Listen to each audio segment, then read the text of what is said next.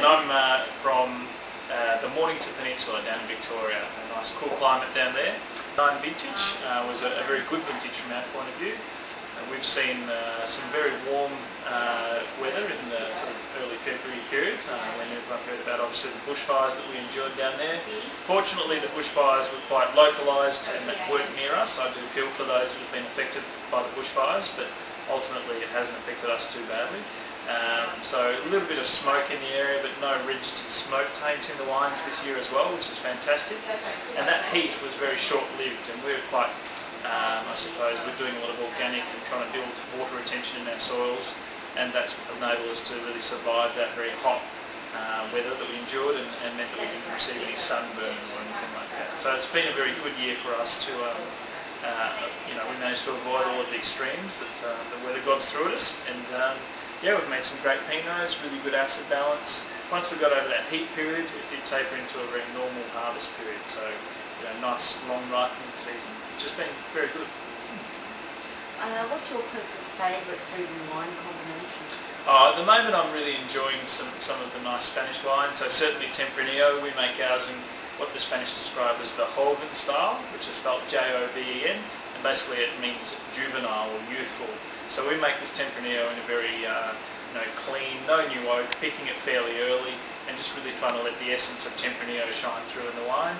And I think that that's been fantastic from our point of view, because it really does match a lot of the Spanish foods very well, because it's not too alcoholic or too oaky, and it doesn't drag the palate down. It really brings the palate to life, and I think that it could be a nice trend that hopefully people will start to use in Australian Tempranillo.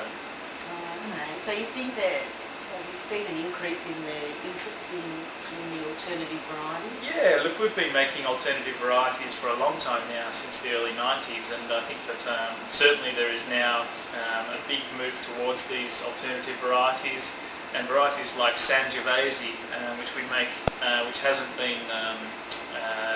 been in Australia now for a long time, has become more of a mainstream variety, and it's nice to see that trend sort of making that transition from alternative to more mainstream, and hopefully over time other varieties like Arnaise and Barbera and Tempranillo can certainly make that transition as well, and certainly challenge the palates of consumers, which is great. So past or present, who would you most like to sit and have a drink with? Oh, that's a very good question. I'm not too sure, past or present.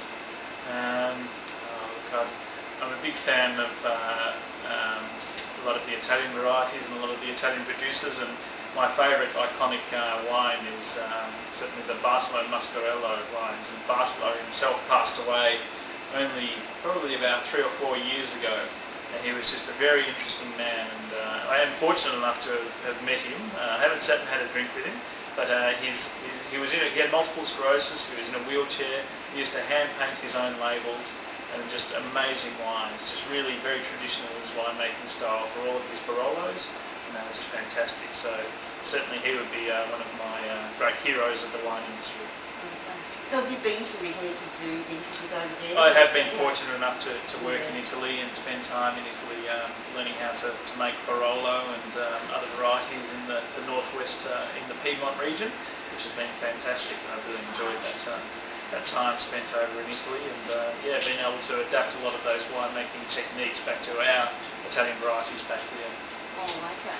Well, thank you very much. It's an absolute pleasure, thank you.